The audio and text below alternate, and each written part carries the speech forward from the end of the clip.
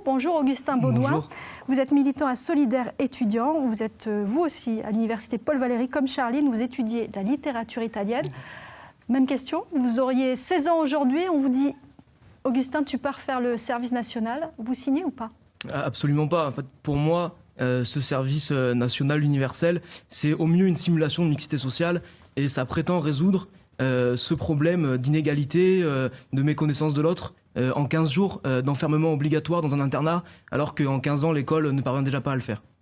Donc pour vous, très mauvaise idée, très mauvaise réforme? Oui, c'est une simulation en fait qui va être extrêmement coûteuse, qui va être prise en charge par le ministère de l'enseignement supérieur, qui dans le même temps supprime 1800 postes d'enseignants. Il y a une espèce de nostalgie de la camaraderie, des casernes, etc. La guerre, c'est pas ça. Le militaire, c'est pas ça. Le militaire, c'est des milliers de personnes qui meurent, souvent issues des classes populaires. Donc pour moi, c'est vraiment une mauvaise idée. Je m'oppose de manière radicale à ce projet de service national universel. Oui, mais si ça se fait, Augustin, quelle serait la meilleure façon de le faire selon Mais pour vous? moi, il n'y a pas de meilleure façon de le faire. En fait, la meilleure façon, c'est de ne pas le faire. Mais ça, c'est dommage. Et je voudrais aussi revenir sur l'âge des recrues, qui pour moi est quelque chose d'assez fondamental. On va, donc c'est 15-16 ans pour l'instant, à peu près la tranche d'âge ciblée, on nous dit après la classe de 3e, même si c'est pas encore très précis. Moi, il y a quelque chose sur lequel je voudrais attirer l'attention, c'est que à cet âge-là, c'est parfois dur d'avoir un recul critique sur ce qu'on nous propose. Et donc je pense qu'il faut faire extrêmement attention à une forme d'endoctrinement qui pourrait découler de ce service national universel. On nous dit qu'on va nous apprendre les valeurs de la République, etc. Et le deuxième point sur lequel il me semble que c'est important de revenir, c'est par le biais de ce service national, on renforce ce qui existait déjà un peu par le dispositif du service civique, à savoir une jeunesse à qui on fait porter tous les problèmes de la société et dont on voudrait qu'elle se substitue au service public parce qu'elle coûte beaucoup moins cher. En fait, c'est ça la réalité, c'est-à-dire qu'on va demander à des jeunes d'aider à assurer des missions de défense, des missions de tutorat, de l'aide à la personne, en ne les payant pas ou en les sous-payant. Et donc pour moi, ça c'est un vrai problème de demander à une jeunesse qui est déjà précarisée d'assurer gratuitement ce qui devrait être les missions de l'État.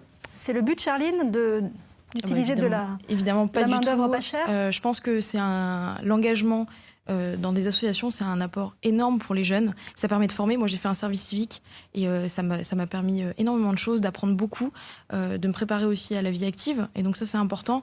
Et d'une part, et d'autre part, ça permet de sensibiliser à des causes aussi. Quelle forme d'engagement en réalité je suis pour l'engagement, je suis syndicaliste, en fait, au quotidien, je m'engage.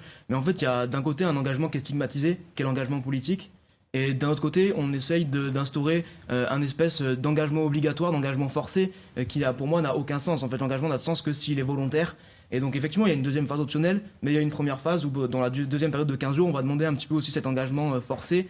Voilà. Et en fait, l'engagement aujourd'hui, que ce soit dans le syndicalisme, l'engagement politique, ou même dans l'éducation populaire, il est fortement réprimé par l'État, par la police, etc.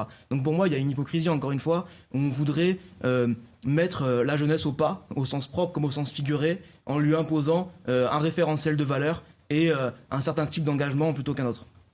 Je ne suis pas d'accord avec vous là-dessus, puisque déjà, on n'opprime pas les syndicats. C'est pas l'idée. Ce qu'on veut pas, ce sont les blocus à l'université. C'est complètement différent. Mais en fait, du coup, vous imposez la méthode de lutte, de réflexion. Donc en fait, quand elle sort du cadre que vous avez imposé, elle vous convient plus. Donc il y a quand même une stigmatisation et une répression d'une certaine forme d'engagement, dans les faits. Augustin, peut-être un mot de conclusion? Oui, sur le service civique, très rapidement, à l'université Paul Valéry, où on est tous les deux, il faut savoir qu'il y a des postes qui étaient occupés par des gens en CDI, puis en CDD, puis par des contractuels, et qui sont maintenant occupés par les services civiques. Et en fait, là, on voit bien que le service civique, c'est le dernier maillon d'une chaîne de précarisation du service public. Et donc voilà, moi je le redis, pour moi ce projet, c'est pas un projet émancipateur pour la jeunesse, c'est un projet qui vise à la surveiller, à la soumettre au service d'une politique libérale, etc., où on voudrait qu'il n'y ait plus de contestation. Allez, on va s'arrêter là. Merci à tous les deux d'être venus.